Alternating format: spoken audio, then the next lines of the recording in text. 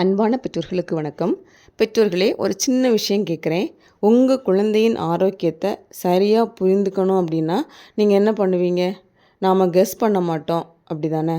டாக்டர்கிட்ட போய் செக் பண்ணுவோம். ஆனால் ஒரு முக்கியமான விஷயத்தை மட்டும் நாம் கெஸ் பண்ணுறோம். அது என்னன்னா, நம்ம குழந்தையோடைய திறமை.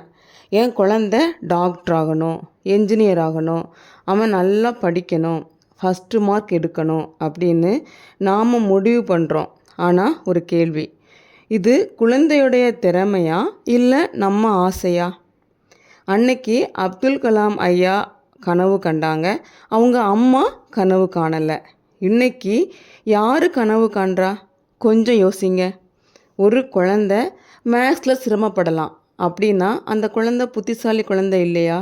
அப்படி கிடையாது. அந்த குழந்தை க்ரியேட்டிவிட்டியில், கம்யூனிகேஷனில், லீடர்ஷிப்பில் சிறந்தவனாக இருக்கலாம் இல்லையா? ஒவ்வொரு குழந்தையும் வேறுபட்ட பிரெயின் பேட்டர்னோடு தான் பிறக்கிறாங்க.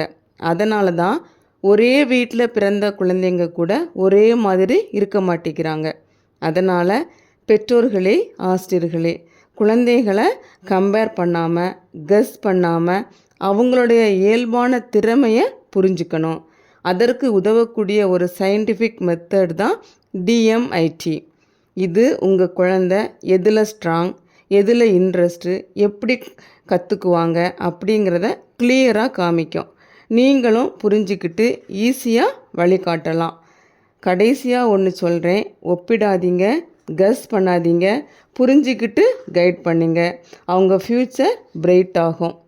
நீங்கள் உங்கள் குழந்தைய புரிஞ்சிக்கணும் அப்படின்னா DMIT அப்படின்னு கமெண்ட் பண்ணுங்கள். அதிகமான பெற்றோருக்கு போய் சேர உங்கள் ஃபேமிலி ஃப்ரெண்ட்ஸுக்கு ஷேர் பண்ணுங்கள்.